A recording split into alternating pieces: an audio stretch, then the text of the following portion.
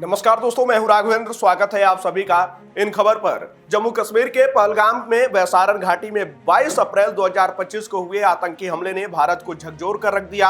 इस हमले के बाद भारत सरकार ने पाकिस्तान के खिलाफ कड़ा रुख अपनाते हुए कई बड़े कदम उठाए हैं। केंद्रीय गृह मंत्री अमित शाह ने सभी राज्यों के मुख्यमंत्रियों से बात कर सख्त निर्देश दिए हैं कि देश में मौजूद सभी पाकिस्तानी नागरिकों को खोज कर बाहर निकाला जाए और उनके वीजा रद्द किए जाएं। यह पहला मौका है जब पहलगाम हमले के बाद अमित शाह ने सभी मुख्यमंत्रियों के साथ इस तरह की सीधी और सख्त बात की है। दूसरी ओर प्रधानमंत्री नरेंद्र मोदी ने आतंकियों को खुली चुनौती दी है, जबकि सेना प्रमुख उपेंद्र द्विवेदी जम्मू कश्मीर में स्थिति का जायजा ले रहे हैं। ये सभी घटनाएं इस ओर इशारा कर रही हैं कि भारत सरकार कोई बड़ा और निर्णायक कदम उठाने की तैयारी में है। आइए इस पूरे घटनाक्रम को आसान और विस्तृत रूप से समझते हैं। अमित शाह का सख्त निर्देश, पाकिस्तानियों को बाहर निकालो। जी हां, पहलगाम हमले के बाद भारत सरकार ने तुरंत कूटनीतिक और आंतरिक स्तर पर कार्रवाई शुरू कर दी है। 23 अप्रैल 2025 को कैबिनेट कमेटी ऑन सिक्योरिटी यानी कि सीसीएस की बैठक में फैसला लिया गया कि भारत में मौजूद सभी पाकिस्तानी नागरिकों के वीजा रद्द किए जाएंगे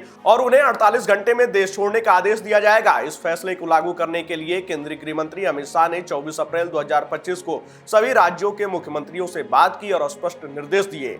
पाकिस्तानी नागरिकों की खोजबीन यानी कि सभी राज्यों को निर्देश दिया गया कि वे अपने क्षेत्र में मौजूद पाकिस्तानी नागरिकों को चिन्हित करें, चाहे वे वैध वीजा पर हों या अवैध रूप से रह रहे हों। सभी पाकिस्तानी नागरिकों के वीजा तत्काल रद्द किए जाएं और उन्हें देश से बाहर निकाला जाए। कई राज्यों में अवैध रूप से रह रहे पाकिस्तानी नागरिकों की पहचान कर उन्हें तुरंत हिरासत में लिया जाए और निष्कासित किया जाए। गृह मंत्री ने यह भी सुनिश्चित किया है कि यह कार्रवाई व्यवस्थित और तेजी से होनी चाहिए। इसके लिए उन्होंने पहले गृह मंत्रालय के वरिष्ठ अधिकारियों और खुफिया एजेंसियों के साथ एक उच्च स्तरीय बैठक की, जिसमें इस अभियान की रूपरेखा तैयार की गई। इस बैठक में यह भी तय हुआ कि पुलिस, खुफिया एजेंसियां और स्थानीय प्रशासन मिलकर इस कार्रवाई को अंजाम देंगे। वहीं अमित शाह का यह कदम न केवल पहलगाम हमले के प्रति सरकार की गंभीरता को दर्शाता है, बल्कि यह भी संदेश देता है कि भारत अब आतंकवाद और पाकिस्तान से जुड़े किसी भी खतरे को बर्दाश्त नहीं करेगा। कई राज्यों में अवैध रूप से रह रहे पाकिस्तानी नागरिकों को खुफिया एजेंसियों के लिए चिंता का विषय माना जाता रहा है। ऐसे में इस कार्रवाई का उद्देश्य आंतरिक सुरक्षा को मजबूत करना और संभावित खतरों को खत्म करना है। वहीं आपको बता दें कि जब गृह मंत्री अमित शाह दिल्ली में राज्यों को निर्देश दे रहे थे, उसी समय सेना प्रमुख जनरल उपेंद्र द्विवेदी ने जम्मू कश्मीर का दौरा किया। इस दौरे का मकसद पहलगाम हमले की जांच को गति देना और भविष्य की रणनीति तैयार करना था।